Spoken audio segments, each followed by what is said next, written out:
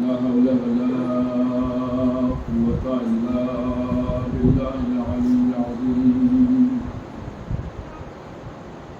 حسبنا الله ونعم الوكيل، نعم المولى ونعم النصير. بسم الله الرحمن الرحيم. الحمد لله الذي لا يضر مدحته القائلون،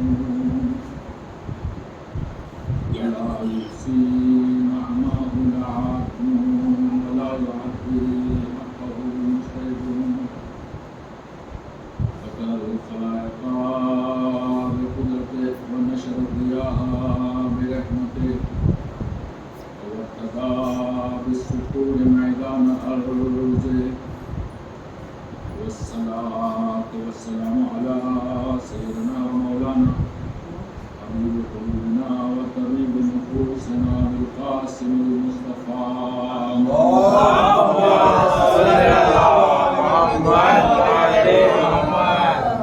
وعلى آله الطيبين الطاهرين المعصومين الذين أسقى الله عنهم الرسالة وطهرهم تطهيرا.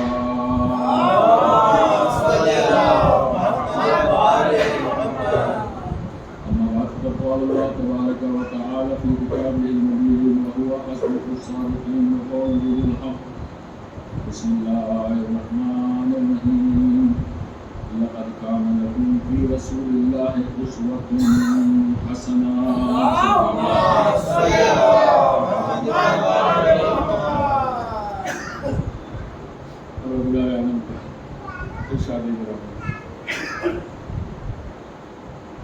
اس کا معنی مفہوم ہم نے سیرت رسول میں مومنین کے لیے نمونۂ عمل قرار دیا.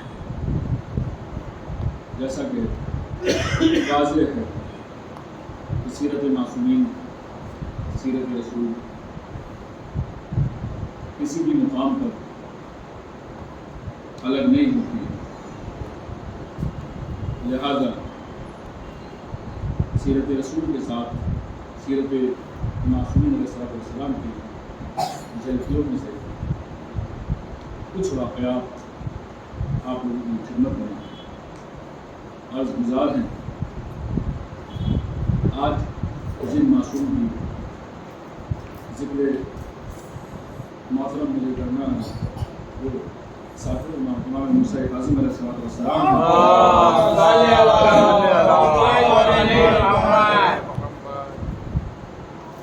امام موسیٰ کاظم علیہ السلام وہ شخصیت ہیں جن کا لقب کاظم تھا. آپ کا نام موسیٰ اور لقب کاظم اور باب الغائج، ذکی، طاہر، یہ سارے آپ کے القابات. ان سب میں آپ کا لقب کاظم سب سے زیادہ مشہور ہے، سب سے زیادہ لقب کاظم مشہور ہے. یعنی موسیٰ کم کہتے ہیں، امام کاظم زیادہ کہا جاتا ہے. اس کی وجہ علماء بیان کرتے ہیں کہ چونکہ امام کبھی بھی کسی کے اوپر غصہ نہیں ہوتا. ایک مرتبہ کا واقعہ ہے کہ خاتمہ تمیز آپ کے گھر کی کچھ کام کر رہی ہے اور اس سے کچھ نقصان ہو جاتا ہے، اس سے کچھ نقصان ہو جاتا ہے. امام اس کو نقصان کو دیکھتے ہیں اور جیسے ہی وہ عورت امام کے چہرے کو دیکھتی ہے تو ڈر جاتی ہے اور قرآن کریم کی آیت کو تلاوت کرتی ہے. الکاظمین الغیظ والعافین عن الناس. وہ لوگ کہ جو غصے کو پی جاتے ہیں، والعافین عن الناس، لوگوں کو معاف کر دیتے ہیں. یہ قرآن کی آیت تلاوت. اتنا سننا تھا امام نے اس عورت سے کہا کہ شاید کوئی اور ہوگا، دیکھیے تو وہاں ہونے والے نقصان پر ہونے والے نقصان پر اس سے باز پرس کرتا، اس سے سوال کرتا، سختی کرتا، لیکن معصوم کی سیرت ہے، اس سے آئے مبارکہ کو سن کر اسے آزاد کر دے، اسے آزاد کر دے۔ اچھا، ابھی ان چند ہی دنوں میں ہم نے مختلف معصومین کی زندگی کا مطالعہ کیا، سنا اسے، اس میں ہم نے ایسے کئی واقعات دیکھے کہ اتنا سخت ظالم تھا، اسے مثلا چوتھے امام نے معاف کر دیا، فلاں شخص ایک عورت آئی، اس نے اس کے ہاتھ سے امام کا بچے مر گیا، اس کے بعد امام معاف کر دیتے ہیں۔ اس کے بعد میں پھر ساتویں امام کی سیرت آتی ہے، آپ کا لقب کاظم ہے، آپ غصے کو پجانے والے، والعافین عن الناس، معاف کر دینے والے ہیں۔ اس کو ادھر وہ غلطی کرتی ہے اور اس کو معاف کرنے کے ساتھ ساتھ اسے آزاد بھی کر دیتے ہیں، یعنی اس کے اوپر ایک اور احسان کر دیتے ہیں۔ یعنی معصومین کی سیرت یہ ہے، ہمارا موضوع کیا ہے؟ معصومین کی سیرت اور ہماری ذمہ داریاں۔ معصومین کی سیرت یہ ہے کہ وہ غلطی کرنے والے کو معاف ہی نہیں کرتے، بلکہ اس کے اوپر ایک ایسا احسان بھی کرتے ہیں کہ جو خداوند عالم کی جواہر کو، جوہر کو، اس کے حسنات کے جوہر کو دکھلاتا ہے۔ یہ ہے معصومین کی سیرت۔ اور آپ جانتے ہیں یہ تمام تر واقعات، یہ تمام تر افعال اہل بیت منشاء الہی کے بعید نہیں ہوتے ہیں۔ جیسی پروردگار عالم کی منشا ہوتی ہے ایسی ہی ان کے اعمال ہوا کرتے ہیں۔ اب جب ہم یہ دیکھ رہے ہیں کہ ادھر کوئی غلطی کرتا ہے اور معصوم معاف کر دیتے ہیں، کوئی غلطی کرتا ہے اور معصوم اسے معاف کر دیتے ہیں، یعنی پروردگار عالم ہم سے چاہتا یہ ہے کہ دیکھو، اگر تم اللہ کے چاہنے والے ہو، اگر تم رسول اللہ کے چاہنے والے ہو، ان کے اہل بیت کے چاہنے والے ہو، تو تمہاری سیرت بھی بس یہی ہونی چاہیے۔ اگر کوئی تمہارے لیے کوئی خطا کر دے، کوئی غلطی کر دے، کوئی تمہارا نقصان کر دے، تو تمہیں اسے معاف کر دینا چاہیے، بلکہ صرف معاف ہی نہیں کرنا چاہیے بلکہ اس کے ساتھ ایسا احسان کرنا چاہیے کہ جس کو تاریخ نصب کر لے۔ ایک سلام علیہ محمد، آپ کا لقب باب الحوائج، باب الحوائج یعنی جہاں سے تمام حاجتیں پوری ہوتی ہیں۔ اتفاق ہے کہ آج ساتویں امام کی سیرت کو ہم بیان کر رہے ہیں، ساتھ ہی ساتھ جس ننھے غیر منصوص معصوم کی شہادت کو آج ہم پڑھیں گے، ان کا لقب بھی باب الحوائج ہے۔ جناب علی اصغر، آپ کا لقب بھی باب الحوائج ہے۔ پروردگار عالم سے دعا گو ہوں کہ پروردگارہ سیرت اہل بیت یہ ہے کہ وہ بخشتے ہیں، اور سیرت معصومین یہ ہے کہ وہ دیتے ہیں، جس کو جو ضرورت ہوتی ہے اس کو وہ عطا کرتے ہیں۔ پروردگار تیری بارگاہ میں دست دعا ہوں، جو میں اولاد ہوں کو بصدقہ جناب علی اصغر اولاد عطا فرما۔ ایک اور سلام اللہم صلی علی محمد، ایک اور سلام اللہم صلی علی محمد وآل محمد۔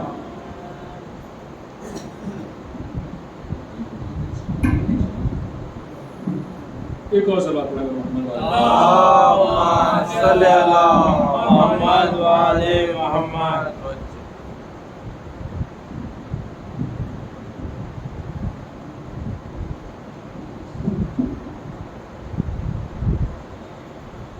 سلام محمد وآل محمد، اللہم صلی علی محمد۔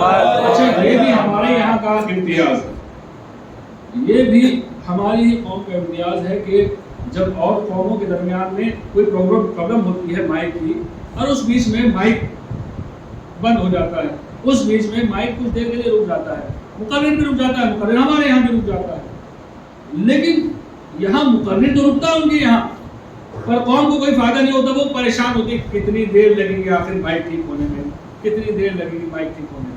لیکن ہماری قوم میں ماشاءاللہ یہ فائدے کی چیز ہے کہ ادھر کوئی آگے مائک ٹھیک کرتا ہے، ہمارے قوم ماشاءاللہ صلوات پڑھ جاتی ہے، اور خود اپنے ثواب میں بھی اضافہ کرتی ہے، مائک ٹھیک کرنے والے کے بھی ثواب میں اضافہ کر دیتی ہے۔ ایک اور صلوات پڑھ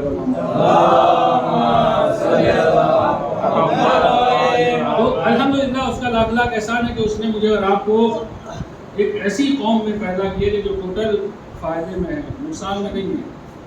دنیا میں بھلی کوئی بیچارہ محسوس ہوتا ہو، لیکن انشاءاللہ جب پروردگار عالم کے یہاں پہنچے گا تو خود بیچارہ اس کے پاس ہوگا، اور وہ اتنا اس کے پاس ہوگا کہ اپنے ہی نہیں بلکہ دوسرے مومنین تک بھی اپنی ان نعمتوں کو پہنچائے گا۔ ایک اور سے بات کرے گا رب العزت میں دعا ہے کہ ہمیں بھی ان مومنین میں، امام کاظم علیہ السلام کے ماننے والوں میں ہمارا شمار کرے، اور ان کی اس سیرت کو کہ جیسے وہ دے دیا کرتے تھے، جیسے وہ عطا کر دیا کرتے تھے، جیسے وہ معاف کر دیا کرتے تھے، ہمارے اندر بھی تھوڑا سا، بہت زیادہ تو نہیں آ سکتی چونکہ ہم نے اتنی سختی گناہوں سے اپنے جسم میں، اپنی عادت میں، اپنی افکار میں بنا لی ہیں کہ وہ اچھائیاں ظرف تلاش کرتی ہیں، وہ ظرف ہی ہمارے پاس نہیں بچتا۔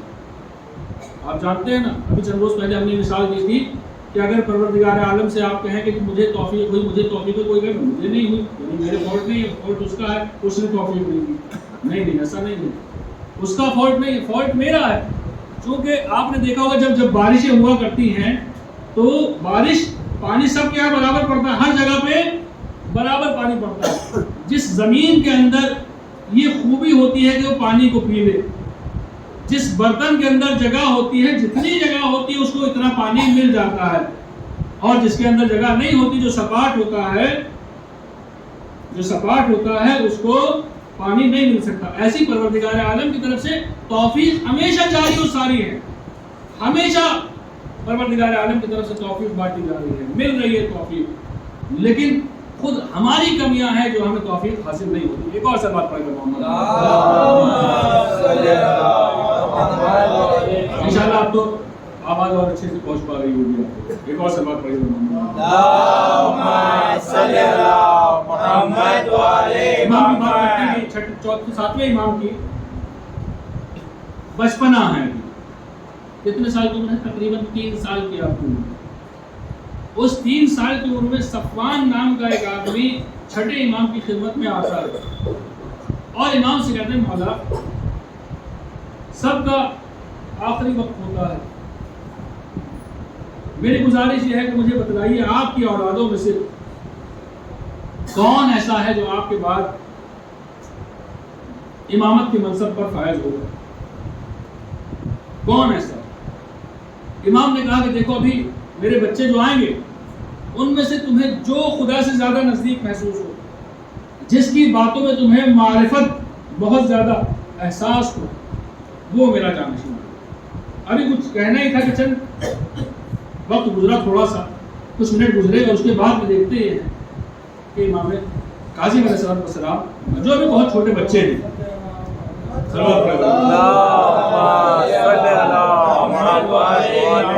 ابھی بہت چھوٹے بچے ہیں، وہ تشریف لے کر آتے ہیں اور ہاتھ میں ایک بکری کا بچہ ہے، چھوٹا سا بچہ ہے، ایک چھوٹا سا بکری کا بچہ ان کے ہاتھ میں ہے، اور اس بچے کو لے کر آتے ہیں اور کہتے ہیں اپنے خدا کو سجدہ کر، اپنے خدا کو سجدہ کر۔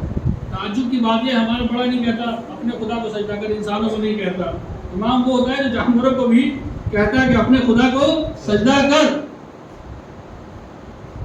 اس نے دیکھا، پھر کہنے لگا اچھا بیٹا ایک کام کرو، اس سے کہہ دو یہ مر جائے۔ تو اب کہنے لگا میں کوئی خدا ہوں؟ موت و حیات خدا کے ہاتھ میں ہے، موت و حیات خدا کے ہاتھ میں۔ اب یہ جانیں کہ ہاں یہی بچہ ہے۔ امام اگر نام بتلا دیتے تو شاید کچھ اور بات ہوتی، لیکن امام نے صفات کو بیان کیا، کیونکہ کبھی کبھی انسان لوگ ناموں کے اندر بھی شبہ کر لیتے ہیں، لیکن جب صفات بیان ہوتے ہیں، اسی لیے آپ نے دیکھا ہوگا کہ پورے قرآن کریم میں کہیں امیر المومنین علی بن ابی طالب علیہ السلام کا نام نہیں آیا۔ ایک صحابی کا نام آیا، اگر کوئی بتا دے قرآن کریم میں، کل کی مجلس تک انشاءاللہ انتظار کروں گا میں۔ ایک صحابی کا نام آیا ہے، اس کے علاوہ کسی کا نام نہیں آیا۔ مولا علیہ السلام کا نام بھی نہیں آیا. بہت سارے لوگ ایسے ہوتے ہیں بیوقوفی جہالت کی باتیں کرتے ہیں. آگے بھائی بتائیے اتنی فضیلت تھی تو قرآن میں ان کا نام کیوں نہیں آیا؟ اتنی فضیلت تھی تو قرآن میں ان کا نام کیوں نہیں آیا؟ پہلی بات تو ہم ان سے ان کا والا جواب کہیں گے. بھیا یہ بتاؤ 1,24,000 نبی تھے کہاں تھے؟ با فضیلت تھے کہاں تھے؟ پھر 26 کا نام کیوں لیا؟ بس صرف 26 کا نام کیوں لیا؟ یعنی جتنی، اب جواب یہاں یہ ہوگا کہ جہاں جس کی جتنی ضرورت تھی. پروردگار عالم ناموں سے کام نہیں رکھتا، پروردگار عالم صفات سے بات کرتا ہے. کبھی پروردگار عالم ذکر کرتا ہے وَمِنَ النَّاسِ مَن يَشْرِي نَفْسَهُ ابْتِغَاءَ مَرْضَاتِ اللَّهِ وَاللَّهُ رَءُوفٌ بِالْعِبَادِ. اور لوگوں میں سے کوئی کون ایسا ہے، لوگوں میں سے کچھ ایسے بھی ہیں کہ جو اللہ کی رضا کے لیے اپنی جانوں کو بیچ دیتے ہیں، اس کی رضا کو حاصل کر لیتے ہیں. پروردگار صفات کو بیان کرتا ہے. اب دیکھ لیجیے کون ایسا تھا. پوری تاریخ اسلام کو آپ اگر نام یہاں لے دیتے تو وہ والی بات نہیں ہوتی. کبھی انہی کا نام تھا، انہی کو کہا گیا تھا ڈائریکٹلی، انہی کو کہا گیا تھا. نہیں، صفات بیان کرتے ہیں. کوئی اور بھی ہے ایسا؟ انما ولیکم اللہ ورسولہ والذین آمنوا الذین یقیمون الصلاۃ ویؤتون الزکاۃ وہم راکعون. بے شک تمہارا ولی وہ ہے. اب زیادہ پریشان نہ ہو کہ تمہیں جانشین ڈھونڈنا پڑے اللہ کا، اللہ کے رسول کا. اللہ کے رسول کا جانشین تمہیں ڈھونڈنا پڑے، اس کے لیے پریشان ہونے کی ضرورت نہیں ہے. بس تم صفات تلاش کرتے چلے جاؤ. وہ دیکھو کون پھر اللہ کہہ رہا ہے انما ولیکم اللہ. تمہارا ولی جو ہے، تمہارا والد جو ہے، تمہارے لیے جو مالک ہے وہ کون ہے؟ اللہ ہے. ورسولہ، اور اس کا رسول ہے. والذین آمنوا الذین. اب یہاں سیدھے سیدھے نام بھی دے دیتا پروردگار، لیکن کہتے ہیں نہیں سیدھا پتہ نہیں انہی کا نام دے دیا تھا. بعض ایسے تھے جیسے جو کہ جنگ حدیبیہ میں کہہ رہے تھے، جو صلح حدیبیہ کے موقع پہ کہہ رہے تھے کہ ایسا شک مجھے کبھی نہیں ہوا، ایسا شک مجھے کبھی نہیں ہوا جیسا کہ صلح حدیبیہ کے موقع پہ آیا. اب جب انہیں وہاں تو بہت بڑا شک ہوا تھا، انہیں اور موقع پہ بھی شک ہوتے رہتے ہوں گے، انہیں اور موقع پہ بھی شک ہوتے رہتے تھے. اب یہ ایسے لوگ یہاں بات کر دیتے کہ بھائی دیکھیں انہی کا نام لیتے، پتہ نہیں انہوں نے کچھ کاپی پیسٹ تو نہیں کر دیا. ظالمین تھے، اللہ کے رسول کی معرفت نہیں رکھتے تھے. اسی لیے پروردگار نے کہا انما ولیکم اللہ ورسولہ والذین آمنوا الذین یقیمون الصلاۃ ویؤتون الزکاۃ وہم راکعون. تمہارا ولی وہ ہے، اللہ ہے اور اس کا رسول ہے، اور وہ ہے جو نماز پڑھتے ہوئے رکوع کے حالت میں زکات دیتے. کون سوائے امیر المومنین علی بن ابی طالب علیہ السلام کے؟ کوئی ایسا نہیں کہ جس نے اس کام کو کیا. وہاں بعد میں کچھ لوگوں نے جھوٹ بنانے کے لیے اپنے لیے وہی والے کام کیے جس کا نتیجہ نہ ان کی زکات قبول ہوئی نہ ان کی نماز قبول ہوئی. اللہم صلی علی محمد. اب یہ کل بھی ان کا ذکر کیا تھا، اتفاق پرسوں بھی ذکر کیا تھا. امام ابو حنیفہ، بھئی آدمی کی عمر ہوتی ہے، مشکل یہ رہی کہ معصومین کی عمریں بہت کم رہی. معصومین کی عمریں کم رہی کیوں؟ کیونکہ ہر ایک کو تو شہید کیا گیا ہے. کوئی معصوم ایسا نہیں رہا کہ جس کو شہید نہ کیا گیا. ہر ایک معصوم کو شہید کیا گیا، جس کا نتیجہ یہ کہ اگر طبعی موت مرتے، ایک انتقال ہوتا تو ظاہر ہے اور عمر ہوتی، اور چونکہ شہید کر دیا گیا لہذا بہت کم عمریں رہ گئی. لہذا امام ابو حنیفہ نے کچھ وقت امام محمد باقر علیہ السلام کو بھی دیکھا، کچھ امام جعفر صادق علیہ السلام کو بھی دیکھا، اور ساتھ ہی ساتھ اب گھر میں بچپنا ہے ابھی کس کا؟ ساتویں امام کا. ایک مرتبہ امام کے پاس کچھ سوال لے گیا ہے، اور چھٹے امام ملے نہیں، ساتویں امام سے ملاقات ہوئی. اب یہ انہوں نے اپنے سوالات کیے، جوابات حاصل کیے. امام نے کہا اچھا چلو ایک آدھ سوال ہم بھی کر لیں گے. ٹھیک ہے آپ پوچھیے، میں کوشش کرتا ہوں بتا پاؤں. آپ والے رسول ہیں، میں کوشش کرتا ہوں بتا پاؤں. اب امام نے سوال کیا، اچھا یہ بتاؤ خدا لوگ اپنے کاموں کے خود انجام دیتے ہیں یا خدا ان کے کاموں میں شرکت کرتا ہے؟ لوگ اپنے کاموں کو خود انجام دیتے ہیں یا خدا ان کے کاموں میں شرکت کرتا ہے. تیسری کنڈیشن یہ ہو کہ بھائی بس لوگ اپنے کام یا خدا کی شرکت ہو یا خدا کی شرکت نہ ہو. اب کیا کیا جائے؟ چونکہ جواب نہیں بن پایا، امام نے جواب دیا کہ دیکھیے بہت ساری زبان میں آپ کی خدمت سے، ٹھیک ہے، بہت ساری لفاظ بھی وہ سب چیزیں، نہ میں اس کا ٹائم پاس کرنے والا اور نہ میرے بس کی بات کہانی ہوگی، لیکن ہاں کوشش کروں گا یہ واقعات یاد رکھیں. معصومیت کی سیرت جتنی آپ کو یاد ہو جائے گی انشاءاللہ اتنا ہی آپ اپنے لیے فائدہ دیکھیں. تو امام نے کہا کہ بتاؤ انسان خود مختار ہے یا پروردگار کی اجازت سے خود کام کرتا ہے یا پروردگار اس کے کاموں کو ختم دیتا ہے. اب ان کا عقیدہ کیا تھا کہ نہیں، پروردگار عالم کاموں کو ختم دیتا ہے، پروردگار عالم کے حکم سے ہی ہر کام پروردگار عالم ہی کرتا ہے. معاف کیجیے، تین چیزیں تھی، یا سارے کام پروردگار کرتا ہے، یا سارے کام خود بندہ کرتا ہے، یا پروردگار کی اجازت سے انسان اپنے کام خود کرتا ہے. اجازت کا مطلب راضی نہیں ہوتا، اجازت کا مطلب یہ ہے کہ بھائی وہ کر رہا ہے تو کرتا رہے، میں فی الحال چھیڑنے والا نہیں ہوں، میں اس موقع پہ بات کروں گا جب موقع حساب ہو. تو اب انہوں نے کہا بھائی اگر یہ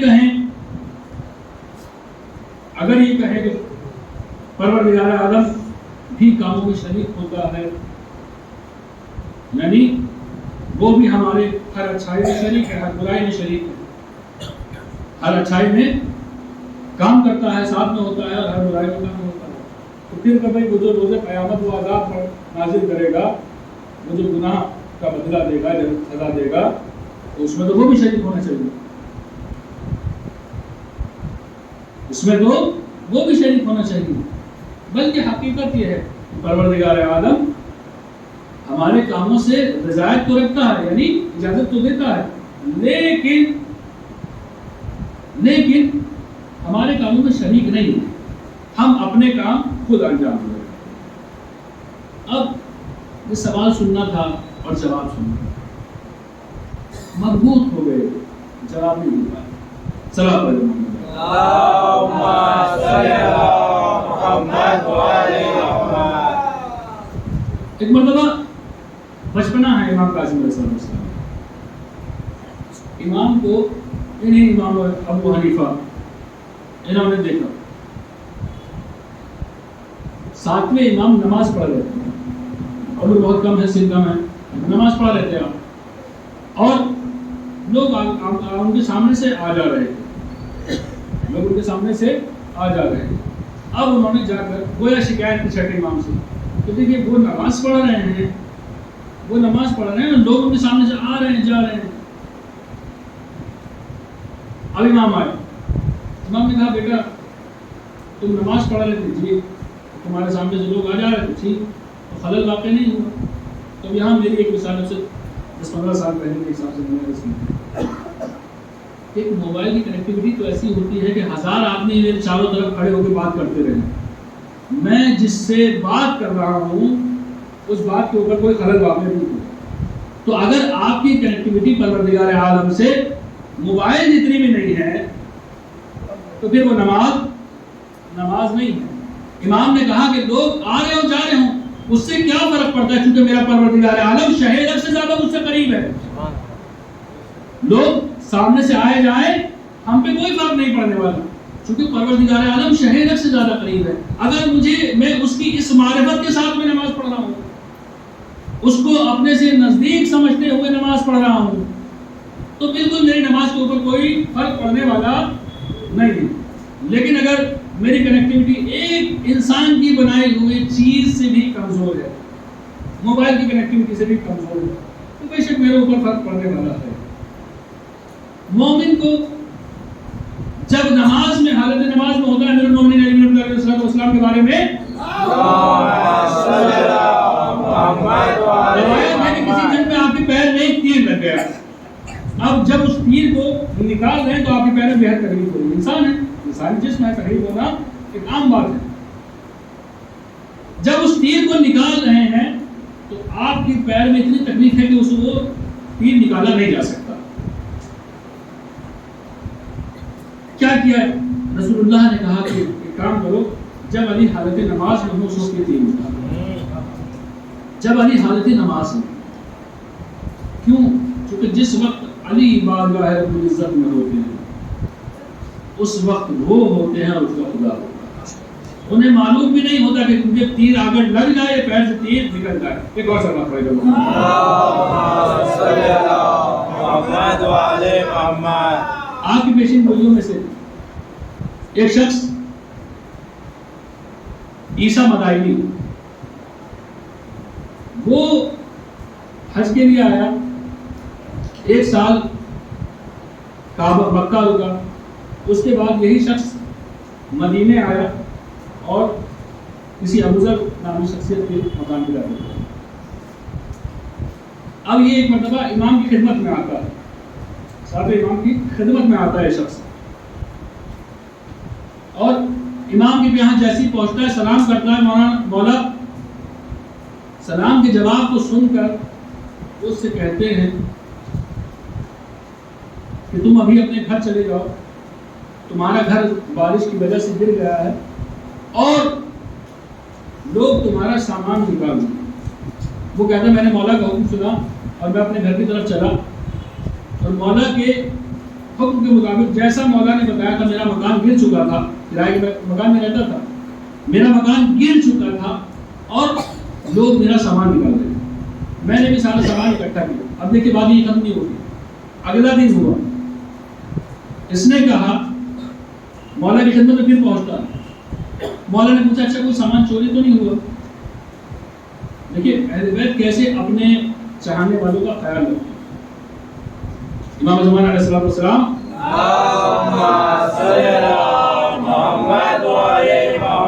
یہ ارشاد فرماتے ہیں کہ ہمارا وجود تمہارے لیے ایسے ہی ہے جیسے بادلوں کے پیچھے سے سورج لوگوں کو فائدہ پہنچے. بھلے سامنے نہ ہو، لیکن ہمیشہ خیال رکھتا ہے، ہمیشہ تمہیں فائدہ پہنچاتے رہتا ہے. اسی طریقے سے ایک اور حدیث آپ ارشاد فرماتے ہیں، مولا ارشاد فرماتے ہیں کہ اگر ہم اپنے شیعوں کا خیال نہ رکھیں تو لوگ انہیں اس طریقے سے مار دیں گے جیسے بڑے پرندے ایک شہد کی مکھی کو شہد کے لیے مار دیتے ہیں. تو اہل بیت ہمیشہ اپنے ساتھیوں کا خیال رکھتے ہیں، اپنے چاہنے والوں کا خیال رکھتے ہیں، اپنے ماننے والوں کا خیال رکھتے ہیں. اب یہ شخص مکان میں پہنچا تھا، مکان گر چکا تھا، لوگ سامان ڈھونڈ رہے تھے. اگلے دن پہنچا امام کی خدمت میں، امام نے کہا کہ اچھا یہ بتاؤ کوئی سامان تو چوری نہیں ہوا؟ بات تو پتا تھی پوری کی پوری، لیکن اس کو بتانا تھا کہ وہ کوئی سامان تو چوری نہیں ہوا. بولے مولا کوئی سامان تو چوری نہیں ہوا، بس ایک وضو کی جو ایک سلکچی تھی، ایک برتن تھا وضو کا، وہ میرا شاید چوری ہو گیا. امام نے کہا چوری نہیں ہوا، کل تم جب باتھ روم گئے تھے تو تم نے وہاں پر اسے رکھ دیا تھا، مالک کی نوکرانی سے کہنا کہ وہاں سے تمہیں لا کے برتن دے دے. اللہ اکبر. باتھ روم گیا، وہاں جا کے اس نے ایک برتن رکھ دیا. ایک برتن کیا حیثیت ہے؟ آپ کے امام کے پاس بڑے بڑے کام ہیں بھائی، اس کے بعد میں امام اتنی چیزوں کا آپ کا خیال رکھنا ہے. اتنی چیزوں کا امام خیال رکھے ہوئے. یہ بتائیے کیا میں اور آپ آپس میں مومنین، وہ جو ان کے ماننے والے ہیں، آپس میں لوگوں کی چیزوں کا ایسے ہی خیال رکھتے ہیں؟ خدا معاف کرے بعض لوگ ایسے بھی ہوتے ہیں، انشاءاللہ کہ آپ میں سے کوئی نہیں ہے، بعض لوگ ایسے بھی ہوتے ہیں کہ نظر ہٹی اور درگھٹنا گھٹی، ذرا سے کوئی چوکا اور مال صاف کر دیا. ایسے لوگ دنیا میں موجود ہیں. پھر مومن کون ہے؟ مومن وہی ہے جو امام کی سیرت ہے، امام کی سیرت کے حضور، جو امام کی سیرت کو نگاہ میں رکھے اور اس کے اعتبار سے اپنی زندگی کو چلائے. امام کی سیرت کو خیال رکھے کب کس موقع پہ امام کی سیرت کیا ہوگی. اگر میرے سامنے ایسا موقع ہے تو امام کی سیرت کیا ہوگی. میں پریشانی میں ہوں، ایسی پریشانی میں ہمارے امام نے کیا فرمایا تھا، ایسی پریشانی میں ہمارے امام کی کیا روش رہی ہوگی، ایسی پریشانی میں، ایسی خوشی میں ہمارے امام کی کیا روش ہوگی۔ جب ہمیں خوشیاں ملتی ہیں، اکثر بعض لوگوں کا یہ ہوا کرتا ہے کہ جب خوشی ملتی ہے تب تو اہل بیت کو یاد رکھتے ہیں، لیکن بعض لوگ جب پریشانی کے عالم میں ہوتے ہیں تو ان کو بالکل ایسے نازیبا الفاظ اپنی زبانوں پر لے کر آتے ہیں کہ جس سے احساس یہ ہوتا ہے کہ ہمارا اور ان کا کوئی واسطہ ہی نہیں۔ پروردگار سے دعا ہوں کہ ہمیں اور آپ کو اس طرح کے تمام اعمال سے محفوظ کروائے۔ ایک مرتبہ ہارون رشید بنو، یہ اس کے زندگی کا پہلا حج ہے، بادشاہ ہو گیا اس کے بعد اس کا پہلا حج ہے۔ اس حج کے درمیان میں اس نے امام کی حیبت کو دیکھا، جلالت کو دیکھا، عزت و وقار کو دیکھا، جلنے لگا امام سے جلنے لگا۔ اس کے بعد مدینہ پہنچا، مدینہ پہنچتا ہے، وہاں دیکھتا کیا ہے کہ امام بھی موجود ہیں، بہت ساری بھیڑ جمع ہے، اور وہاں جا کے کیا کہنے لگا، کہنے لگا رسول اللہ کو سلام کرنے کے لیے کیسے سلام کرتا، کہتا ہے اے میرے چچا زاد، آپ پر میرا سلام، آپ پر میرا سلام۔ امام نے وہیں کے وہیں جواباً سلام دیا، اے میرے جد، اے میرے باپ، آپ کے اوپر ہمارا سلام۔ کلس گیا، ناراض ہونے لگا، کہنے لگا کس دلیل سے آپ خود کو اللہ کے نبی کی اولاد شمار کرتے ہیں، جبکہ وہ آپ کے دادا علی کے چچا بھائی تھے اور آپ کی دادی کے والد تھے۔ شجرہ باپ سے چلا کرتا ہے، ماں سے نہیں چلتا۔ اب امام جو کہتے ہیں خدا کی طرف سے ہوتا ہے۔ قرآن کریم کی آپ نے آیت کوٹ کی، کہنے لگے کہ کیا تم نے نہیں سنا، پروردگار عالم قرآن کریم میں ارشاد فرماتا ہے کہ داؤد کی نسل سے عیسیٰ، جناب عیسیٰ علیہ السلام کو جناب داؤد کی نسل سے بتاتا ہے، جبکہ جناب عیسیٰ کے کوئی باپ نہیں تھا، پھر کہاں سے رشتہ تھا، ان کی ماں کے ذریعے سے رشتہ تھا۔ لہذا جس طریقے سے عیسیٰ داؤد کی نسل سے ہیں، اسی طریقے سے ہم اہل بیت علیہ السلام رسول اللہ کی نسل سے ہیں۔ ایک اور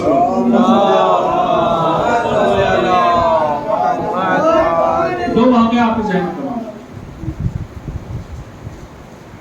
علی بن یقین کا نام آپ نے سنا ہوگا، علی بن یقین امام کا ایک خاص صحابی جو بادشاہ کے دربار میں وزیر تھا، اتنا زیادہ اس کا رتبہ تھا، اتنا زیادہ اس کی حیثیت تھی کہ ایک مرتبہ بادشاہ نے بہت سارے اسے تحفے دیے، بہت سارے اسے تحفے دیے امام بادشاہ نے، اور اس میں ایک خاص طرح کا جو سونے اور چاندی سے بنا ہوا لباس تھا وہ بھی اس کو عطا کیا، اسے وہ بھی عطا کیا۔ اب کوئی اور ہوتا، عام آدمی تو خوشی کے مارے دوبارہ ہو جاتا کہ بادشاہ نے وہ والا لباس بھی مجھے دے دیا کہ جیسا بادشاہ خود پہنا کرتا ہے، جیسا صرف بادشاہوں کے گھروں میں پہنا جاتا ہے، جیسا خاص لوگوں کو ملا کرتا ہے۔ اب دیکھیں مومن تھا، پتہ کیا کیا اس نے، کیا پتہ ہے، اس بندے خدا نے جتنے تحفے آئے تھے وہ لباس سمیت، اس میں کچھ تحفے اور بڑھائے، سب کے سب امام کی خدمت میں پہنچا دیے، سب کے سب امام کی خدمت میں پہنچا دیے۔ یہ ہوتا ہے نہیں چاہنے والے، ہم آتے ہیں ان کے دربار میں صرف مانگنے کے لیے، دیتے کہاں جہاں دکھاوا ہو، دیتے کہاں جہاں نام ہو، دیتے کہاں ہیں جہاں ذکر ہو، دیتے کہاں جہاں آدمی کو پتہ چلے، اس مقام پہ آگے دیتے ہیں، اور اس میں بھی وہ والی چیز دیتے ہیں کہ وہ جو مجھے پسند نہیں تھی۔ اللہ کی راہ میں کپڑے نکالیں گے تو خود تو آپ اپنے لیے پینٹ کوٹ سلوائیں گے، لیکن اگر کسی بندے غریب کو، مومن کو، یتیم کو آپ کپڑے پہنچائیں گے تو کرتا پاجامہ 250 والا، جو سلسلہ کے 250 روپے کا پڑے گا وہ والا پسند. لن تنالوا البر حتى تنفقوا مما تحبون.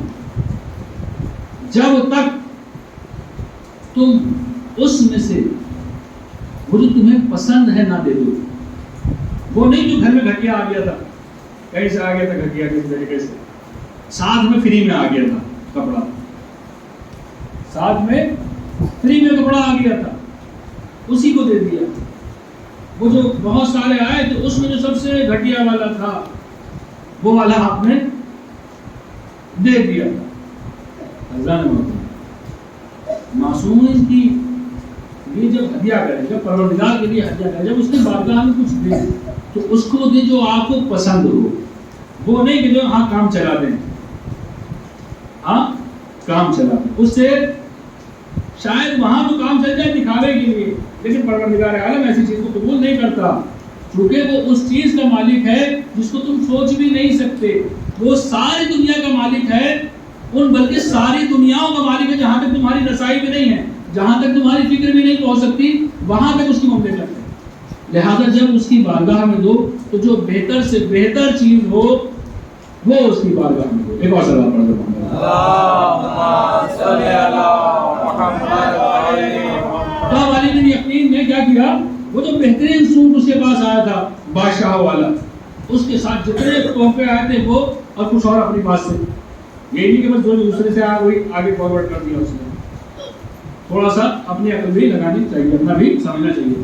تو اپنے پاس سے بھی اس نے کچھ بندے خدا نے امام کی طرف بھیج دیا. امام نے سارے تحفے رکھ لیے, بس وہ جو خاص لباس تھا بادشاہ والا وہ واپس لوٹا دیا.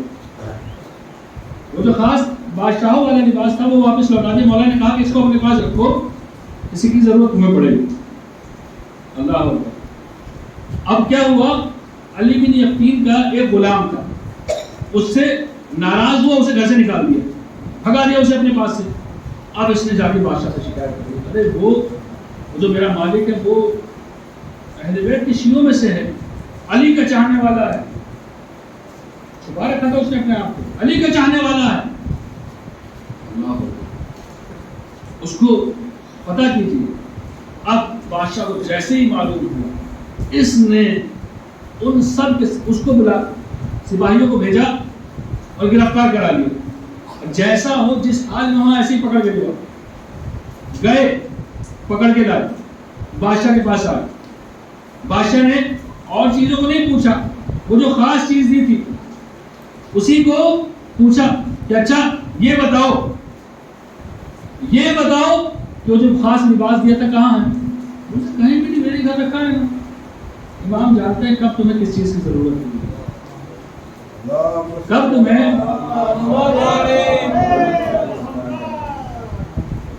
امام جانتے ہیں کہ کب تمہیں کس چیز کی ضرورت ہوگی, کس چیز کی تم کو ضرورت ہے, وہ خود اسے تمہارے پاس چھوڑ دیں گے.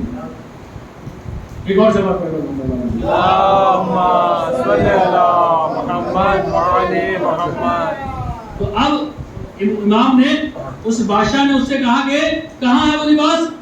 وہ گیا, اس نے ایک آدمی کو بھیجا, فلاں صندوق میں فلاں کمرے میں جاؤ اور وہاں سے وہ لباس اٹھا کر لے آؤ. وہ لے آیا, علی بن یقین کی جان بچ گئی. ایک مرتبہ امام کا خط پہنچا علی بن یقین کے پاس. امام نے لکھا کہ ٹھیک ہے آج سے وضو الٹا شروع کر دو, وضو الٹا کر دو, اور جیسا حکم ہوا ہے ویسے ہی کرنا. سمجھ میں نہیں آتا, آج تک تو ایسا نہیں کہا گیا تھا, آج ہی الٹا. ٹھیک, جیسا امام نے کہا ویسے. مومن کو ہوتا ہے جیسا کہا جائے ویسے ہی انجام, چون چرا نہ ہے. حکم اسی کو کہتے ہیں کہ جس کے سامنے بس سر تسلیم کم کرنا ہے. آپ کو پوچھنا نہیں ہے کیوں, پوچھنا نہیں ہے کیوں, کیونکہ بس پروردگار جانتا ہے کہ اس کا فائدہ کیا ہونے والا ہے, حکم دینے والا جانتا ہے کہ اس کا مقصد کیا ہے. اب جناب علی بن یقین کو حکم دیا گیا کہ آج سے وضو الٹا شروع کر دو. پھر کچھ دن بعد خط آیا کہ آج سے صحیح وضو کرنا شروع کر دو. مولا سے جویا ہوا, مولا سمجھ میں نہیں آیا، جیسا آپ کو حکم ویسا انجام دیا، لیکن میرے بات سمجھ میں نہیں آئی کہ کیا ہوا تھا، معاملہ مسئلہ کیا تھا؟ امام نے کہا تھا تمہارے ایک درباری نے، تمہارے ایک ساتھی نے تمہاری شکایت کی تھی بادشاہ سے کہ تم شیعہ ہو، لہذا اس نے اپنے چند جاسوس تمہارے پیچھے چھوڑ دیے تھے، اس نے اپنے جاسوس تمہارے پیچھے چھوڑ دیے تھے، تو تاکہ چیک کیا کرتے تھے تمہیں کہ تم وضو کیسے کر رہے ہو۔ اللہ اکبر، یہ ہے معصوم، اپنوں کا ہمیشہ خیال رکھتے ہیں۔ آپ کا لقب باب الحوائج، وہ دروازہ کہ جہاں سے حاجتیں ملا کرتی ہیں۔ ہم نے عرض کیا اہل بیت کے پاس مولا عباس باب الحوائج، جناب سکینہ باب الحوائج، جناب علی اصغر باب الحوائج، یعنی اگر آپ کو حاجتیں ان کے چھوٹوں سے حاصل کرنی ہوں گی تب بھی مل جائیں گی، ان کے بڑوں سے حاجتیں حاصل کرو گے تب بھی تمہیں مل جائیں گی۔ یہ جو جس کو چاہیے ان سے مانگو، جو جس کو چاہیے، خصوصاً اولاد کے لیے۔ میں پھر سے دعا کروں گا پروردگار عالم بصدقہ جناب علیہ السلام جو جو بے اولاد ہے اس کو اولاد عطا فرما۔ پروردگار ہم کچھ نہیں کر سکتے، بس تیرے ان خاص بندوں کے لیے چند آنسو بہاتے ہیں، ان کا ذکر کرتے ہیں، ہم سے اسی کو قبول کر۔ پروردگارا ہم ان کے سامنے اپنی ساری زندگی کو بھی ان کے نام کر دیں تو میرے محبوب ان کا حق ادا نہیں ہو سکتا۔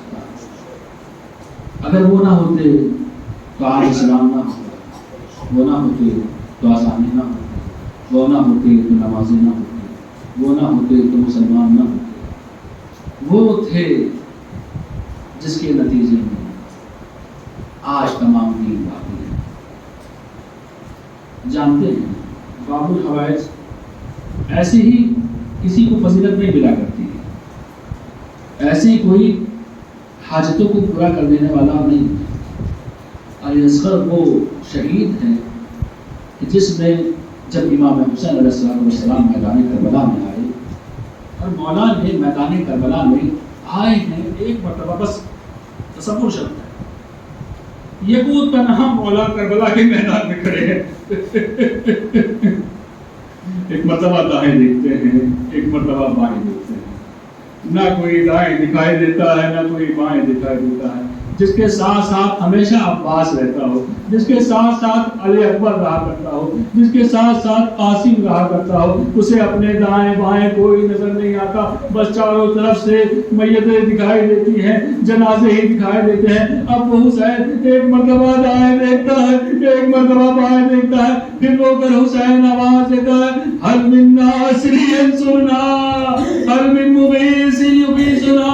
ہر باب ادا کسی کی طرف سے کوئی آواز نہ آئی، لیکن خیموں میں کوہرام برپا ہو گیا۔ امام حسین علیہ السلام میدان کربلا سے خیموں کی طرف تشریف لاتے ہیں۔ اب خیمے میں حسین آتے پوچھتے ہیں بہن زینب ابھی تو حسین زندہ ہے، پھر رونے کی وجہ کیا ہے؟ ہر باب ادا اتنا سننا تھا۔ جناب زینب نے کہا اے بھیا تمہیں کیا بتاؤں، ننھے علی اصغر نے صدائے حلوی کو سننے کے بعد اپنے آپ کو جھولے سے گرا دیا۔ ہر باب ادا چھوٹا سا بچہ ہے، امام کی مدد کرنا چاہتا ہے، چھوٹا سا بچہ امام کی مدد کرنا چاہتا ہے، اتنا سننا تھا۔ امام حسین نے کہا لاؤ میں اس بچے کو پانی پلاتا ہوں۔ ہاں باب اعظم اب علی اصغر کو امام حسین دینا چاہتے ہیں، بس ان کی ماں بیچ میں آتی ہے، رب رباب کہتی ہے، جناب رباب کہتی ہے اے مولا 2 منٹ مجھے بچے کو دے دیجیے، میں اس کو ذرا آمادہ کر دوں۔ ہاں باب اعظم میدان جنگ میں بھیج رہی ہیں، بھلے ہی چھوٹا ہو، حیدر چھوٹا ہے لیکن حیدر کرنار کا پوتا ہے، میدان جنگ کے لیے تیار کرتی ہے۔ اب علی اصغر کو تیار کر کے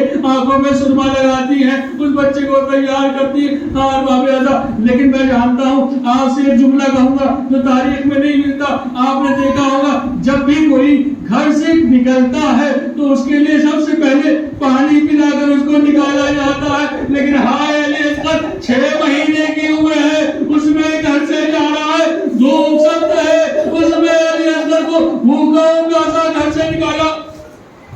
ہاں باب اعظم اب علی اصغر میدان کربلا کی طرف گئے. اب امام حسین علیہ السلام نے علی اصغر کو ہاتھوں میں لے رکھا. اب فوج اشقیاء دیکھ رہی ہے کہ شاید حسین قرآن لے کر آ رہے ہیں, شاید حسین ہم سے فیصلہ چاہتے ہیں. ہاں باب اعظم اب جیسے ہی امام حسین علیہ السلام اس کے گھر میدان کربلا کے نزدیک آئے تو دیکھتے کیا ہے, ظالم یہ دیکھتے ہیں کہ حسین کے ہاتھوں میں قرآن تو نہ تھا لیکن ہاں قرآن دیکھنے نازا پایا تھا.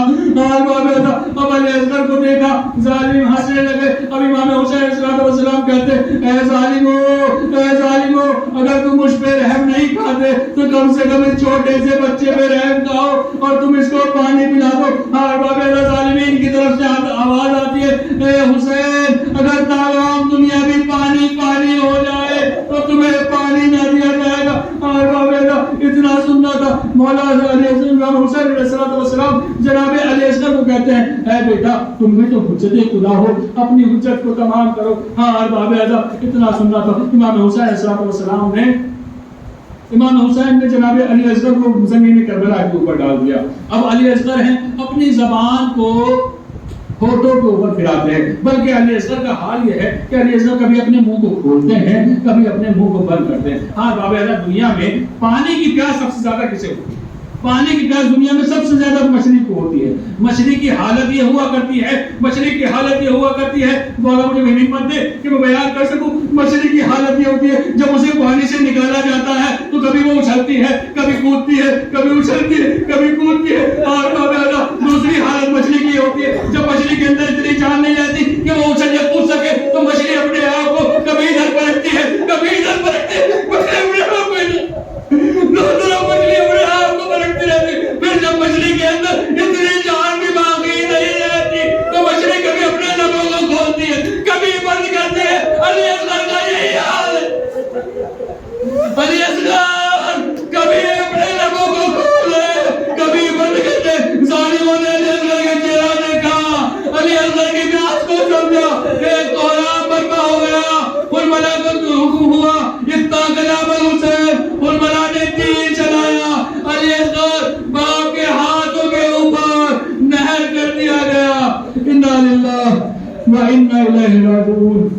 رضا و قضائہ و تسلیم لامرہ سعادت الذین ظلموا یمن. خدا تجھے واسطہ محمد و آل محمد, تجھے واسطہ جناب علی اصغر کا, تجھے واسطہ نہیں سکینہ کا کہ جس کے لیے جناب رباب شب عاشور میں رویا کرتی تھی. اے مولا میرے نصیب بھی کیا ہوا کہ میرے پاس تو بچے ہیں, 2 بچے میرے پاس ہیں لیکن ایک بھی میدان میں جانے کے لائق نہیں ہے. ایک بچی ہے کہ جو میدان میں نہیں جا سکتی, دوسرا علی اصغر ہے. شاید رباب کو بھی معلوم نہ تھا کہ علی اصغر شہید ہو جائیں گے. پروردگارا اسی علی اصغر کے توسل سے میں تیری بارگاہ میں دستبر ہوا ہوں. ہمارے گناہوں کو معاف فرما, مشکلات کو آسان فرما, پریشانیوں کو دور فرما, اٹھے ہوئے ہاتھوں کے اوپر رحمت نازل فرما, برکت نازل فرما, مغفرت نازل فرما, امام زمانے کے ظہور میں تعجیل فرما, ہماری تمام حوائج کو پورا فرما, ہمیں ان کے آوان و انصار میں شامل فرما. ماتم حسین